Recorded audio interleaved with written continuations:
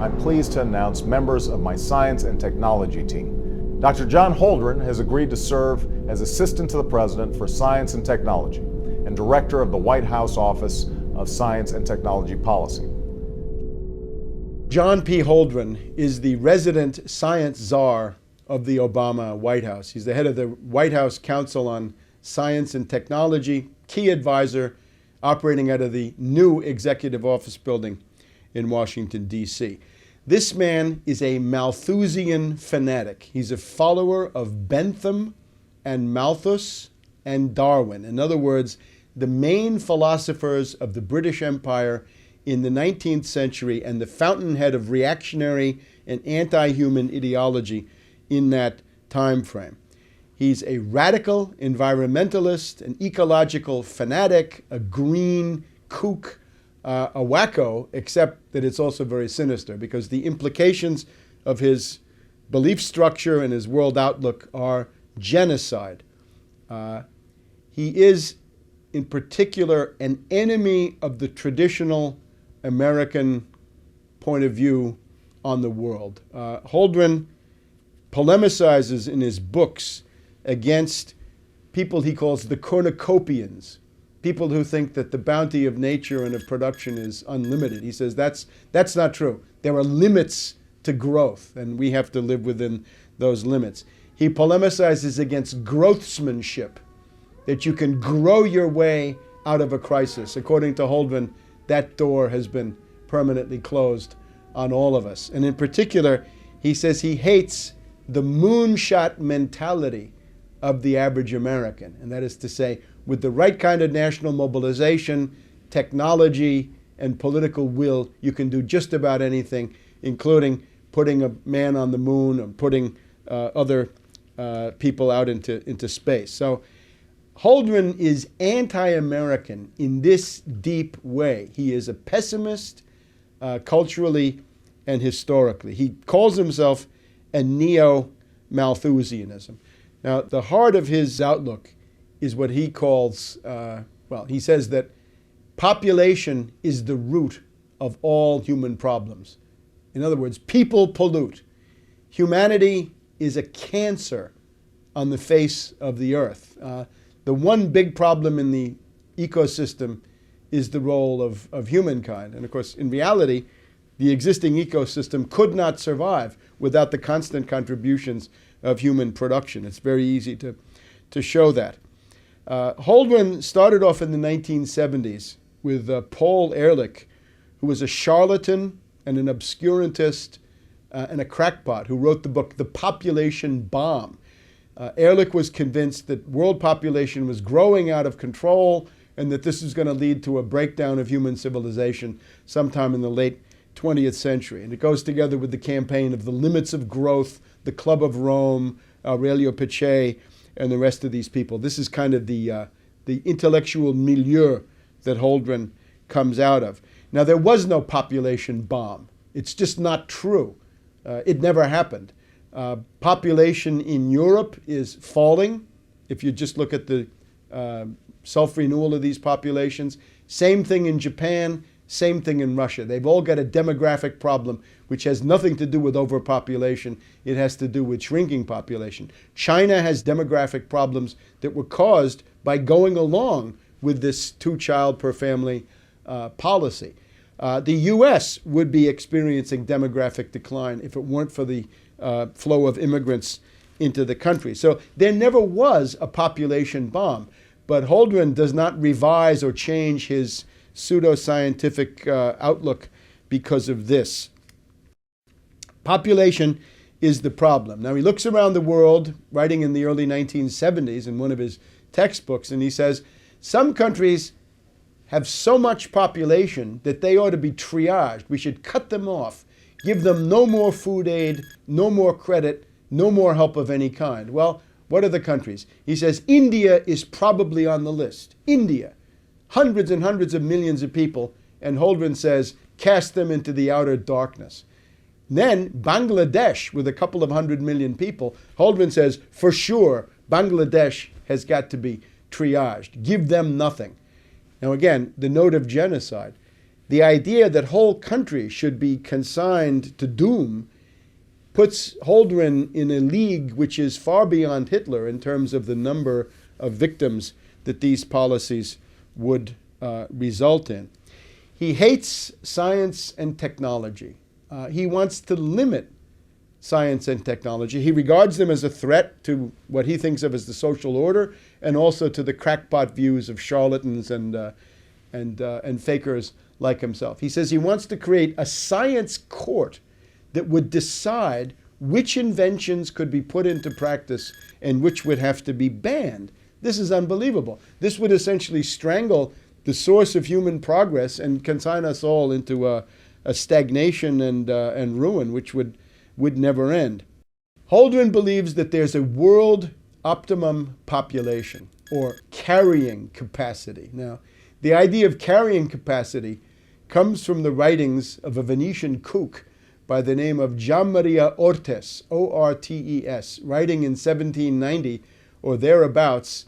Ortes said that the limit of the world population was 3 billion people, and that if you went beyond that, you'd have famine and starvation and death, and it would always tend back to 3 billion people. Now, Holdren is even worse. He's more genocidal than Gianmaria Ortes. He's more genocidal than Malthus, who followed in the footsteps of Ortes. Holdren says that the optimum world population is 1 billion. Now let's pause.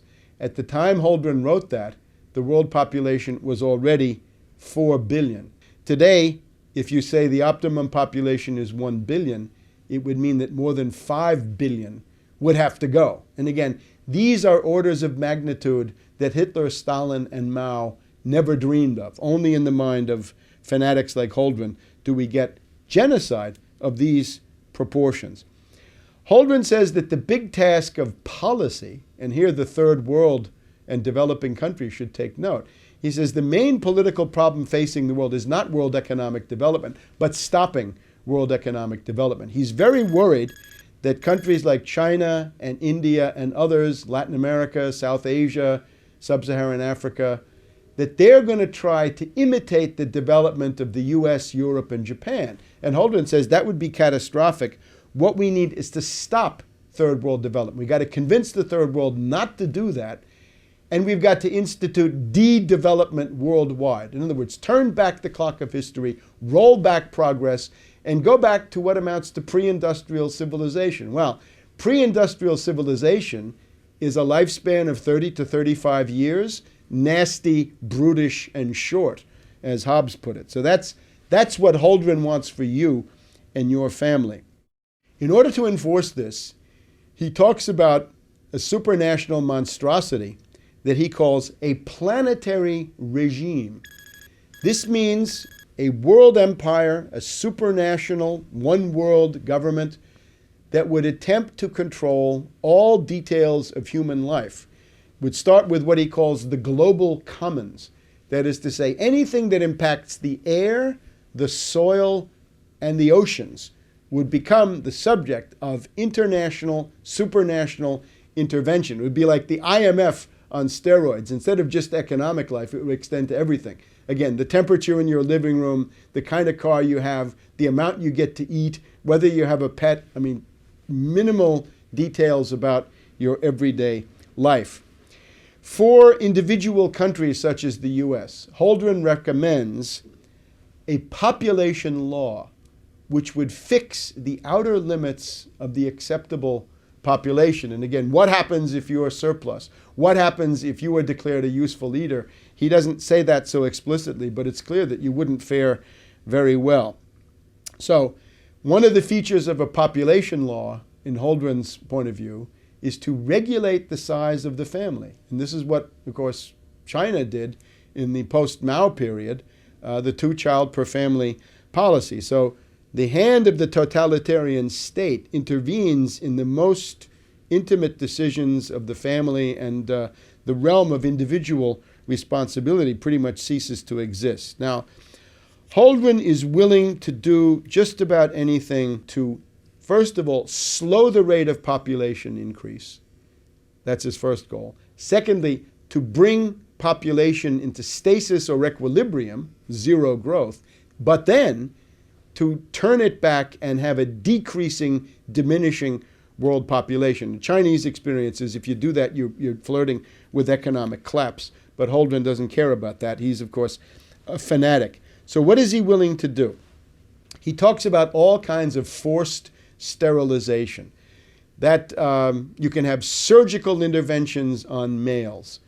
In India, he says, there was a policy of obligatory vasectomy once you had 2 children in the family if you were a government employee. He says that's something we could think about imitating.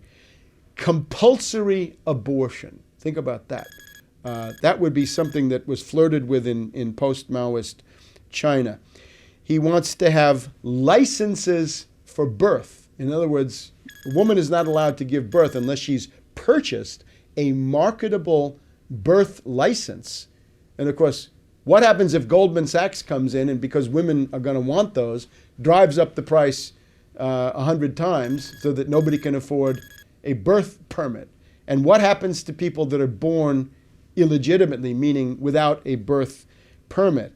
He wants to have things that have been done in the meantime. Norplant, I think, is an example. Subcutaneous chemical devices that are put into the flesh of women to prevent them from conceiving. So, forced sterilization, compulsory abortion, forced vasectomy, birth licenses, subcutaneous implants, all kinds of compulsory, obligatory methods. In terms of forced sterilizations, he says you could do this by putting chemicals in food and water, but he thinks that these other methods would be more effective. He also has other methods of persuasion, which are really coercion, that if you have more than 2 kids in the family, there's no more free public education for you. The 3rd kid has to pay to go to the public school.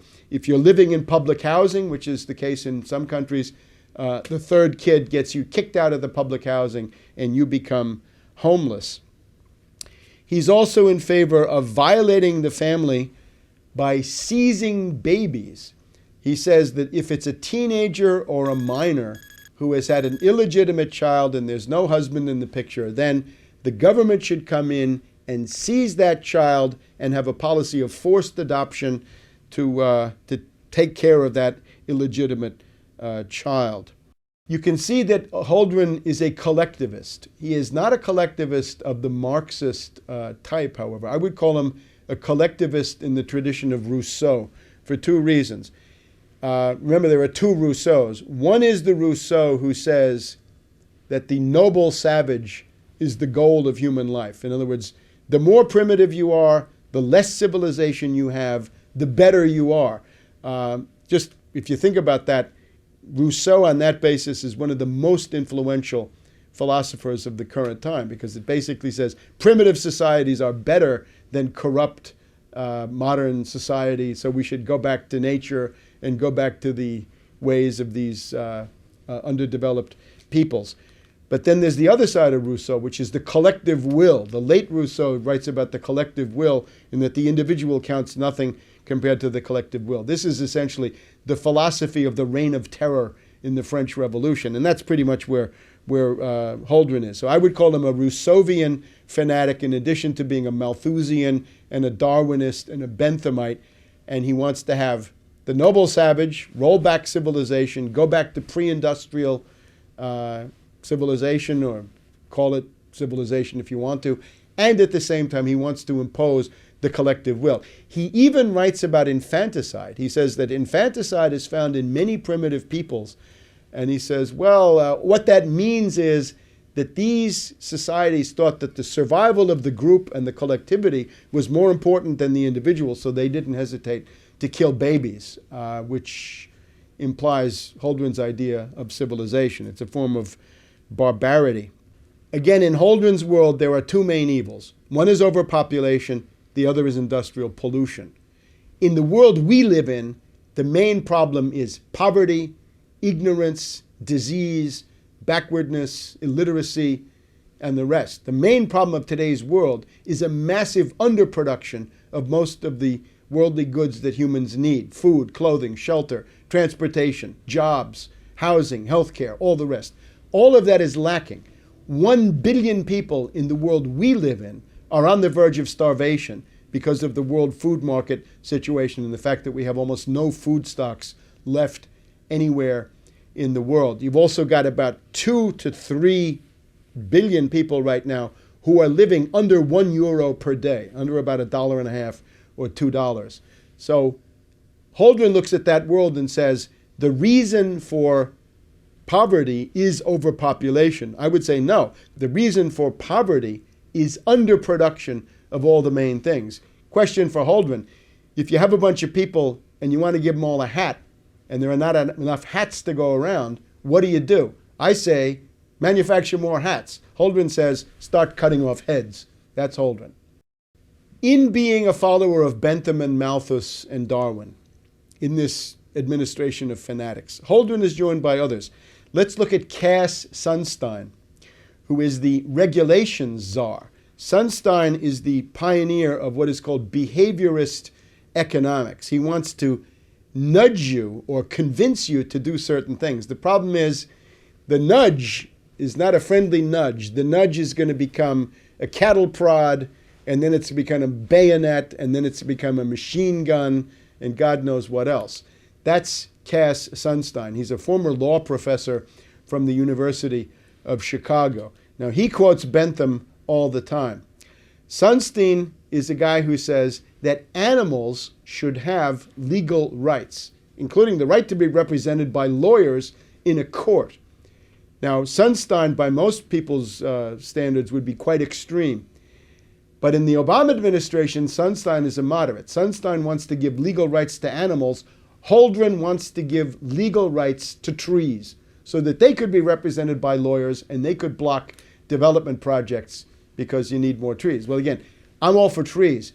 You want more trees, plant them. During the New Deal, we had something called the Shelter Belt that planted a couple of 100 million trees across the midsection of the United States as an attempt to make the climate better. It was an attempt to deal with the Oklahoma Dust Bowl of the 1930s. The way you do that is to plant trees. Trees are fine, but again, with Holdren, we're going to have trees represented by lawyers stopping human needs from being realized. Generally speaking, the Malthusian, zero-growth, radical environmentalist, ecological extremist movement of the late 60s and early 70s is the precursor that prepares the ground for the radical deindustrialization of the United States in the late 70s and then into the 80s, the so-called Great U-turn, where the U.S. goes from being an industrial power to being a post-industrial rubble heap. Key moment is 1968 with the foundation of the Club of Rome, Aurelio Pache and Alexander King. Alexander King once admitted that the whole purpose of the ecological movement was to stop the economic development of the third world and make sure that there would be fewer brown and black people in the world, because this was a problem for the Anglo-Saxon master race, the way he looked at it.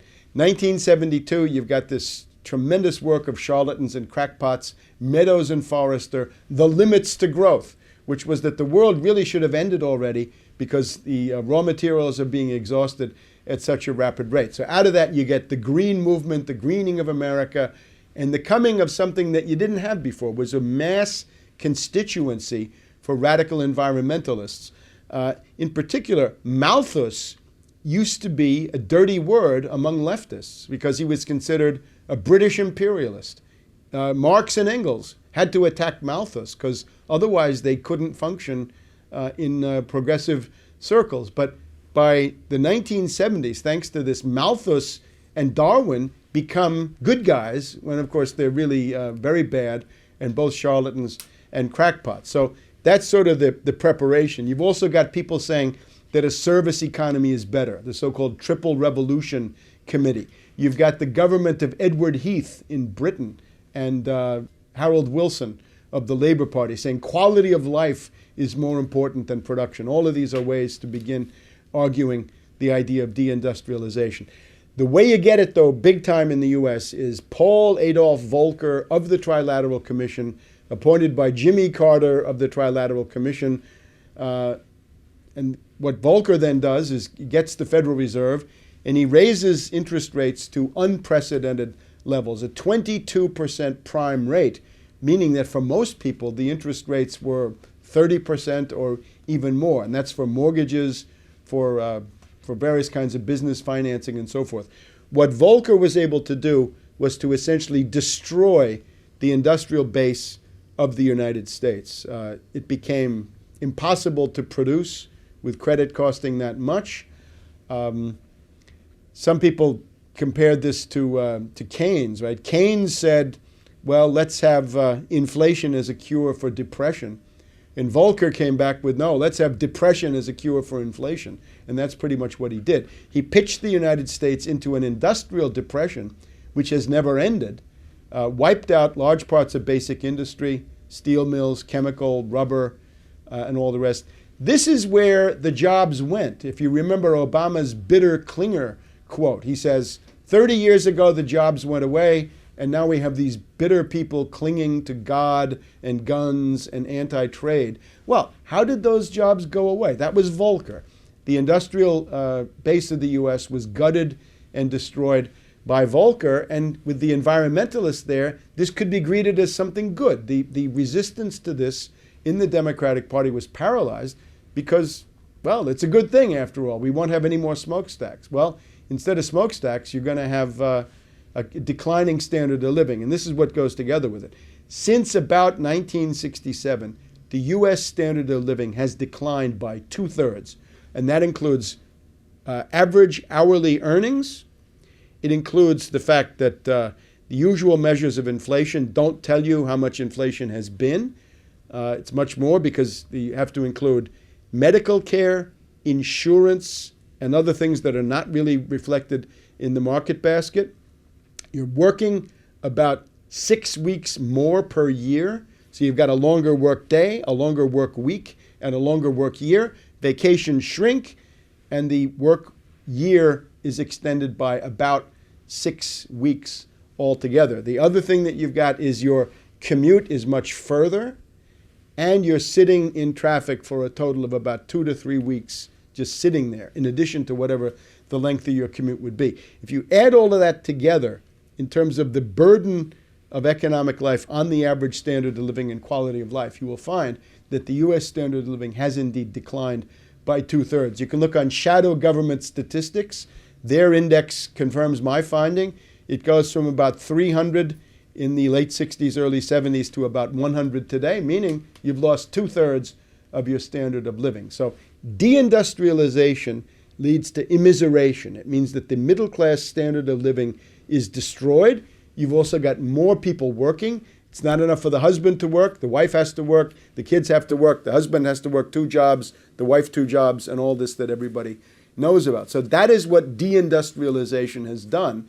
And that would have been difficult to do without the ideological preparation of green fanatics like Holdren, Ehrlich, Paddock, Meadows and Forrester, the Club of Rome, and collected charlatans and extremists of the 1960s into the 1970s. The disease that we're talking about is not limited to the U.S. Actually, it really originates in Great Britain with these people like Bentham and Malthus and Darwin.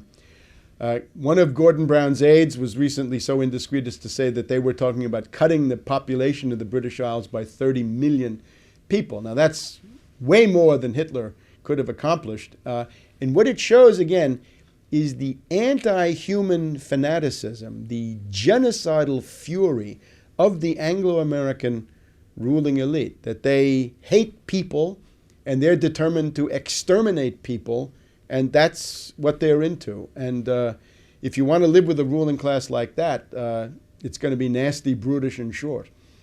The origins of eugenics, racist thinking, race science in the U.S. go back in particular to the Harriman family. Averell Harriman was the son of Harriman, the railroad builder, who had been attacked publicly by Theodore Roosevelt as a robber baron, as a public menace.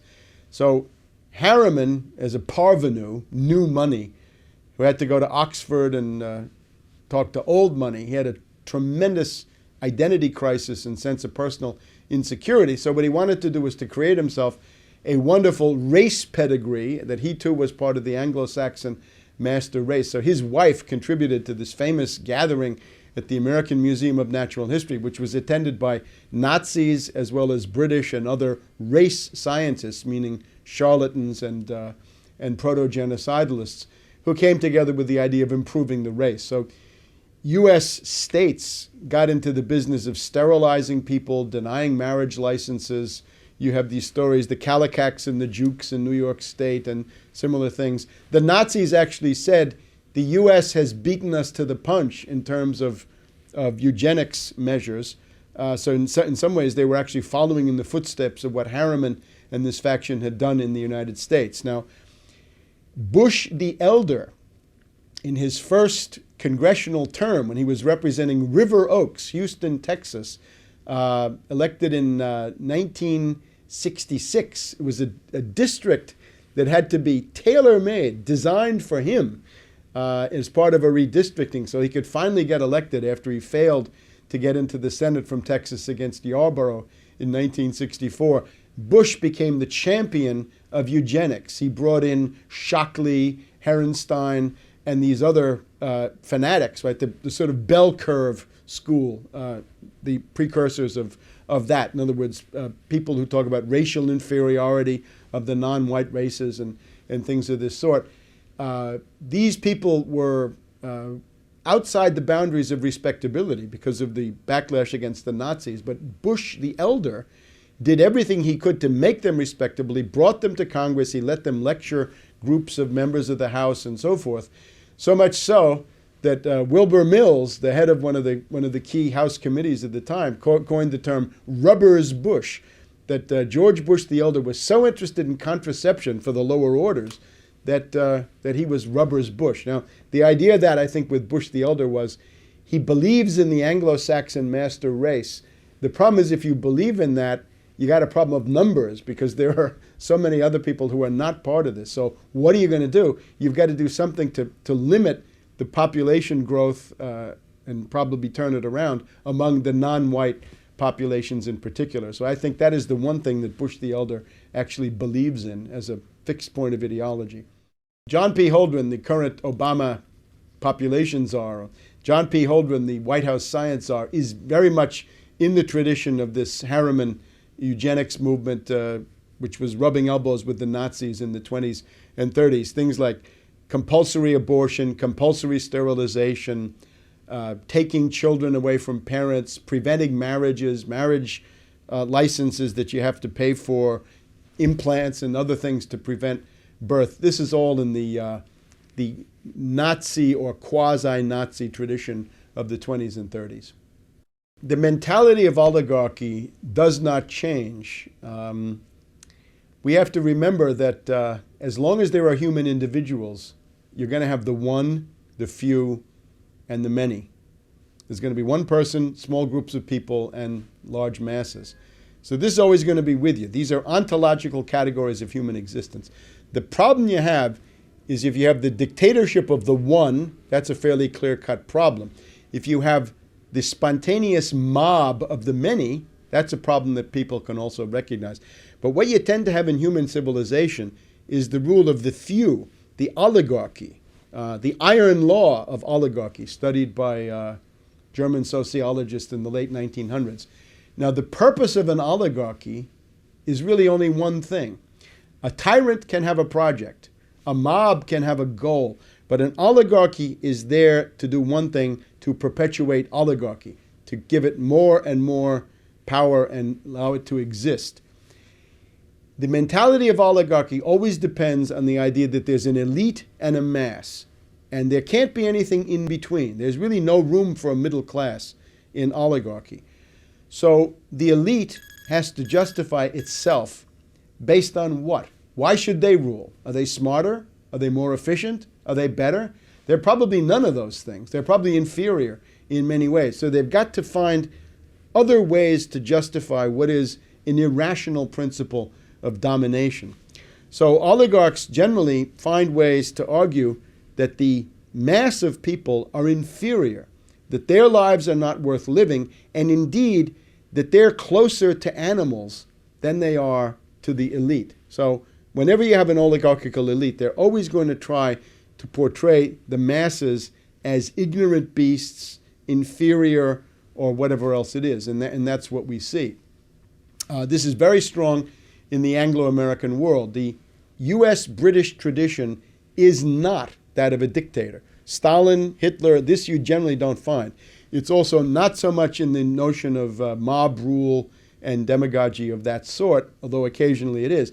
Generally what you have in terms of real power is an oligarchy. So this oligarchy is inherited from Venice, from the Venetian Republic of the Middle Ages, and it's transferred into Britain between 1500 and 1600 or so in the form of the Whig Party, the top aristocratic party, which rules Britain from the early 1600s really until about 1832 and the Reform Bill. So it's an oligarchical system.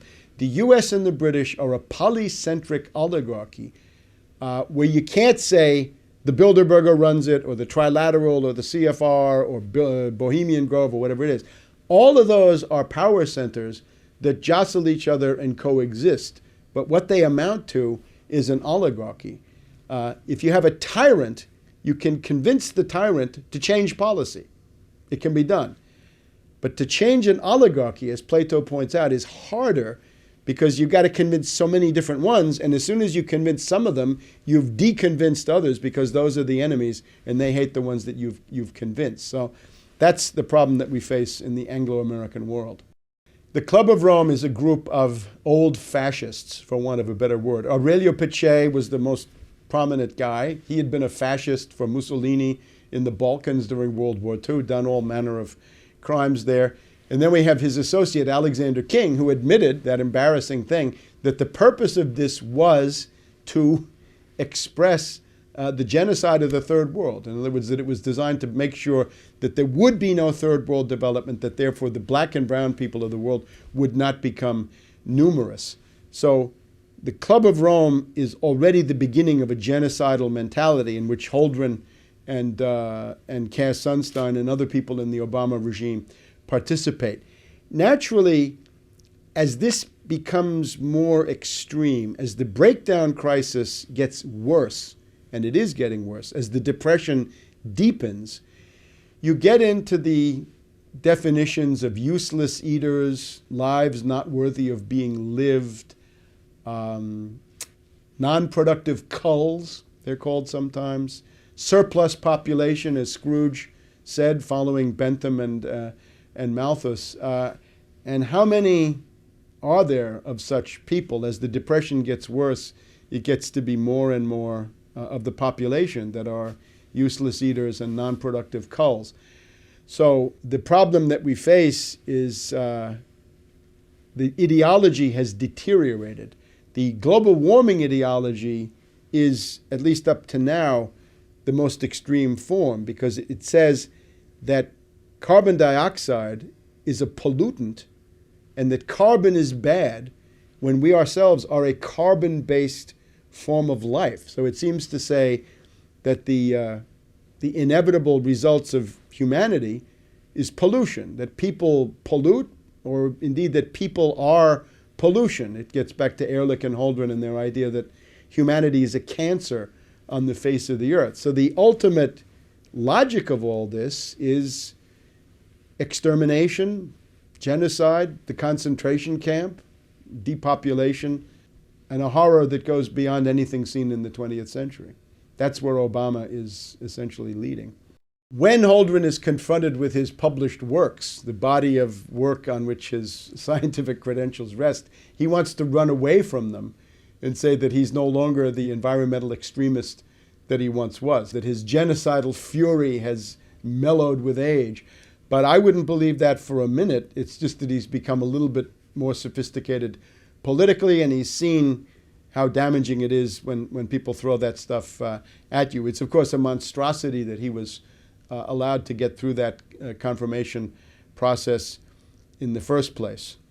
In terms of genocide, genocide entered the U.S. policy realm in an overt way with this National Security Memorandum 200 by Kissinger in the 1974-75 period, which said that if you have population growth in third world countries, they will compete for the limited natural resources that the U.S. intends to monopolize.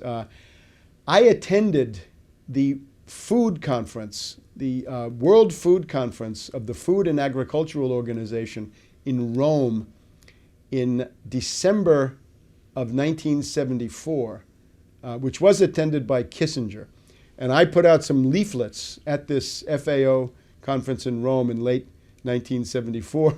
And in response to that, the UN bureaucracy kicked me out of the conference, not for disrupting anything, but simply by pointing out the obvious implications of what was going on. At that same conference, the Soviet delegate made a useful contribution. He said that if you just took the existing off-the-shelf technology and made that available to everybody, you would have no problem with 35 billion people on the earth. The demographic potential is still very, very large, lots and lots of wide open spaces, but they kicked me out. So the Kissinger line was, stop population growth in third world countries, because otherwise they'll compete for natural resources. I guess he's looking into what happens today with Chinese oil consumption and the Chinese in Africa offering their own bids for mining and other products. The other thing to stress is under Carter, and in particular under Secretary of State Edmund Muskie, you had Global 2000 and Global Futures. And that is the real watershed of making genocide, population reduction, euthanasia, population control into the dominant ideology of the U.S. government, the foreign policy establishment, and the State Department. Global 2000 and Global Futures enacted under Muskie are really the turning point, after which U.S. policy in the developing sector is no longer development, but it's rather population control, population reduction with strong genocidal overtones. Holdren writes books about nuclear target selection, nuclear war. He's a strangelove. He's a strangelove under green left cover. However, he recognizes what strangeloves often forget. You can kill more people with economic means than you can with military means. Robert McNamara did his best to escalate Vietnam. Robert McNamara killed more people at the World Bank than he ever did at the Pentagon. The general estimate is, 40,000 people a day, meaning 15, 20 million a year minimum, die as a result of the IMF conditionalities. They die of starvation, malnutrition, and diseases like diarrhea that can be cured for a few pennies. So that's the cost of the IMF-based system is already in the neighborhood of 20 million dead per year. And again, 40,000 per day. And that's an old figure. Now that we have the Depression, it's probably more like 50,000 a day or more, because the effect of the Depression is obviously to increase that figure. This is a book called Ecoscience, Population, Resources, Environment. The authors, Paul R. Ehrlich of Stanford University. This is the charlatan with the population bomb. Ann H. Ehrlich, who is an environmental fanatic in her own right. And John P. Holdren of the University of California, Berkeley, today White House Science Czar for Obama, published by the W.H. Freeman and Company Publishing House in San Francisco. And the edition I have here is 1977, so we're in the Jimmy Carter era. First edition, 1970, second edition, 1972. And as you can see, this is a hefty tome. This is the best part of 1,000 pages, more than 1,000 pages. If you count the index, we get up to 1,500 pages of raving, insane Malthusian drivel. And he tells you he's a Malthusian, a neo-Malthusian. He loves Darwin. He loves the struggle for existence and the survival of the fittest. And in some ways, he wants to bring that into human society.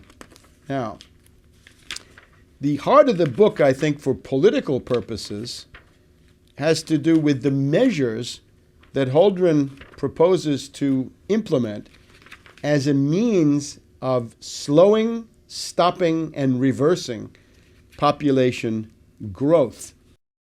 The heart of the book, I think, starts on page 783. Population control direct measures. You've got to convince people of the necessity of reducing population. For example, one thing he quotes approvingly, a case in point was the sudden imposition in 1976 of compulsory sterilization in some states in India and for government employees in Delhi, following 2 decades of discouraging results from voluntary family planning. So let's make it involuntary, compulsory, obligatory, and we're going to come in with compulsory sterilization. Let's jump ahead to the involuntary controls. In the 1960s, it was proposed to vasectomize all fathers of 3 or more children in India. India entertained the policy of compulsory sterilization, and if they had really done it, then they would have been better off, as Holdren says. A program of sterilizing women after their 2nd or 3rd child, despite the fact that this is harder to do than a vasectomy, might be easier to implement than sterilizing men. Other than that, Holdren is interested, and again on page 787, the development of a long-term sterilizing capsule that could be implanted under the skin and removed when pregnancy is desired. Well, this is Norplant, and that's been implanted in victim populations in U.S. inner cities now for a couple of decades. One of the problems is, how do you get it out? The government puts it in, but who's going to help you to take it out? That's a little bit harder. Another proposal that Holdren is interested in, he quotes the economist Kevin Boulding, British, I'm pretty sure. Boulding proposed to issue to each woman at maturity a marketable license that would entitle her to have a fixed number of children. And of course, again, if Goldman Sachs gets into the market, then that could be priced out of reach of poor people. He quotes social scientists who have looked into the effects of a marketable license for birth. A very interesting chart on page 788. Baby licenses. We're told that you can have a monthly subsidy if you have no more than 2 children. You can have a monthly tax on people with more than 2 children to discourage that. A one-time lump sum tax on excess babies over 2. So if you're over 2 children, that's excess.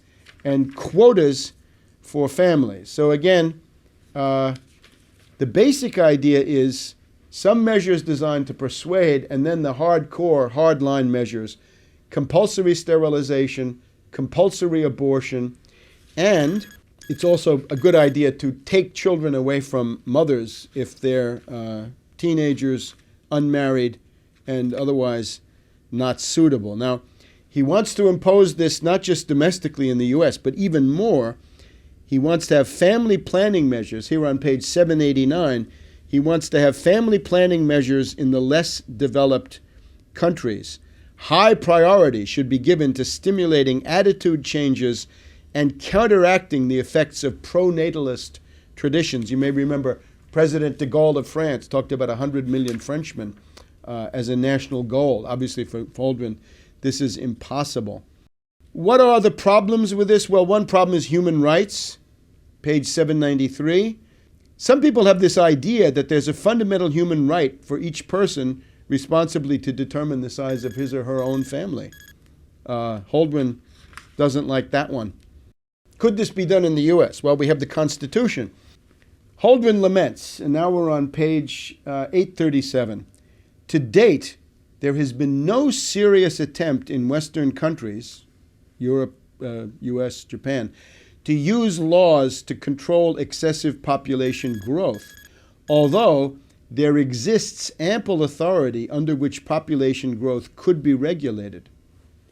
For example, under the U.S. Constitution, effective population control programs could be enacted under the clauses that empower Congress to appropriate funds to provide for the general welfare and to regulate commerce.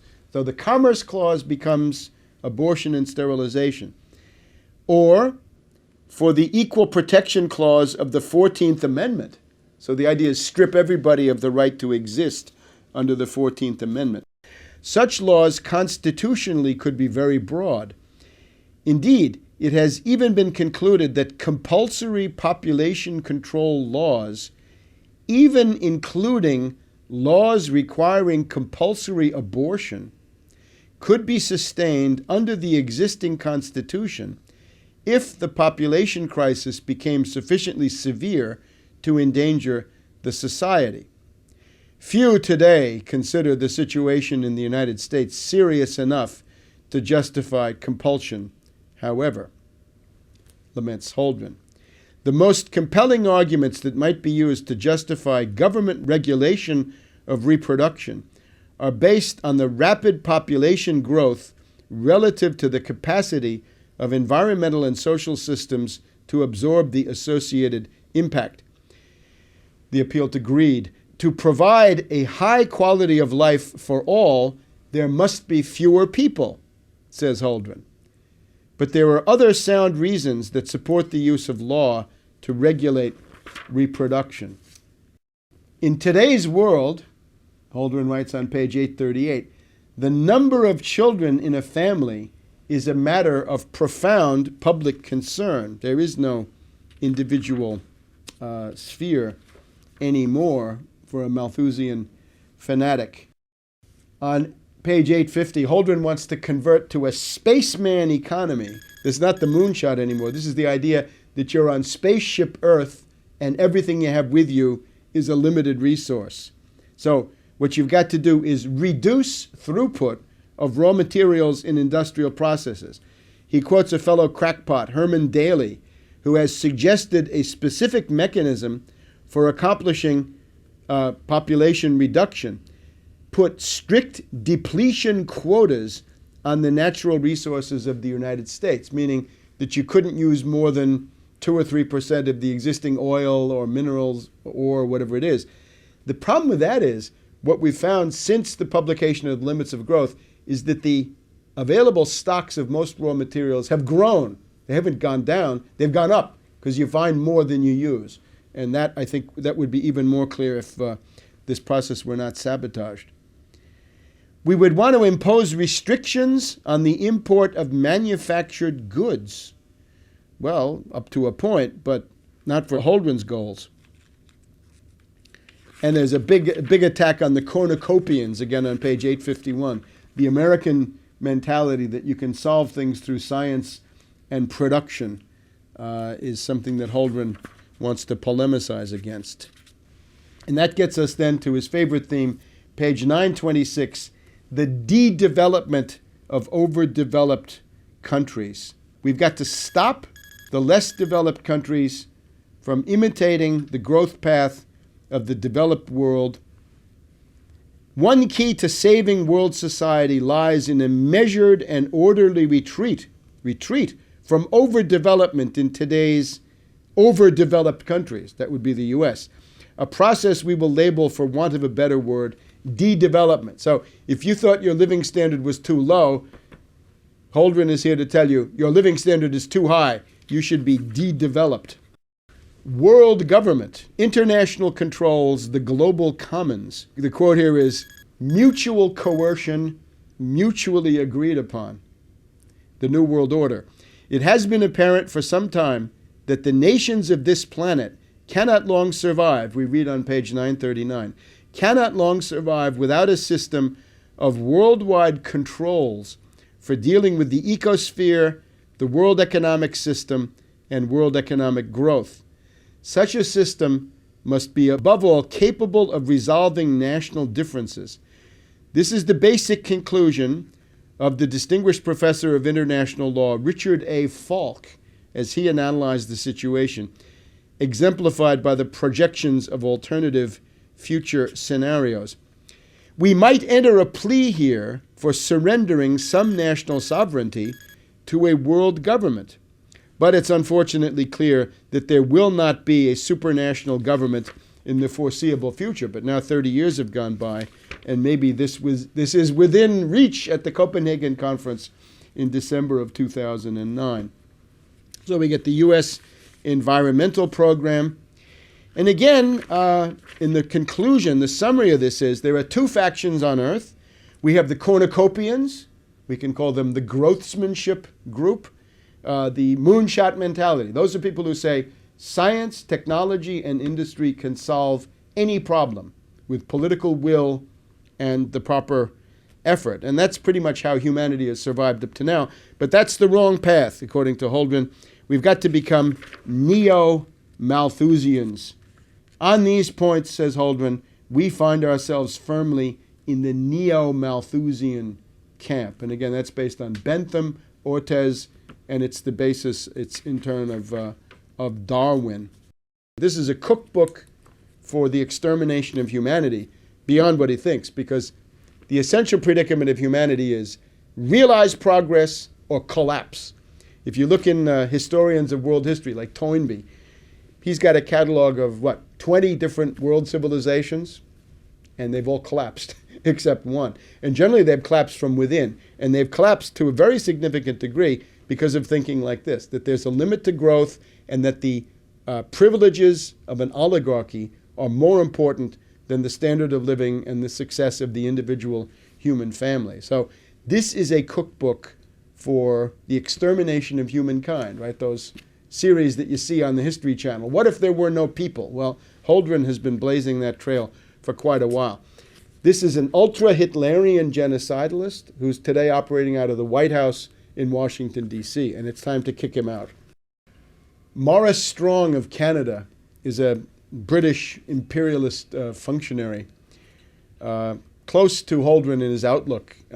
In the build-up to the 1992 United Nations Conference in Rio, Maurice Strong wrote that the choice is between collapsing the entire industrial system of the world and the survival of humanity and the planet. And he's in favor of collapsing the industrial system. So he put out a demagogic call to people that the task of the rest of us is to collapse the industrial system of the world. I suppose George Soros and the people at AIG and Goldman Sachs in the derivatives department were reading all that, because they've certainly taken us pretty far down the road to that. If you collapse the industrial system of the world, the problem you find is that the relative potential population density of the world goes below the existing 7 billion plus people that we've got, and that overhang gets into the danger of extinction. So that's a call to genocide, again, on an ultra-Hitlerian scale, issued by Maurice Strong back in 1992. Holdren is very much in that tradition. Ehrlich and Holdren and their ilk are crackpots, charlatans, and quackademics in the sense that their method is fundamentally wrong. The predicament of humanity is that at any given moment in time, with the existing technology that you have, you face a finite world of natural resources, except that what you can use as a natural resource is already defined by the technology you have.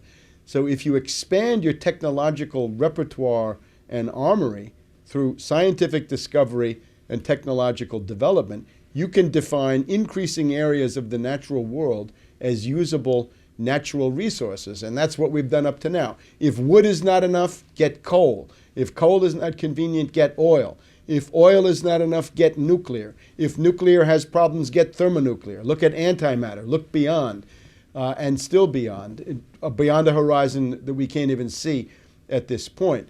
The essential human condition is realize progress or collapse.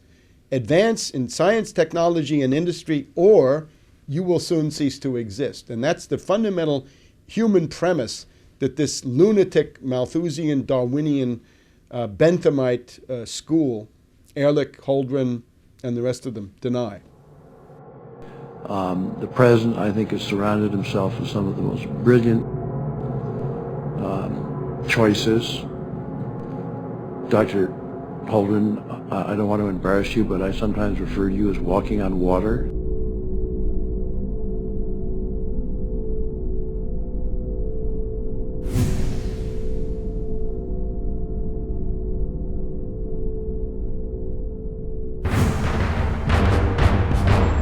Ask yourselves, what are you doing in this time of great challenge?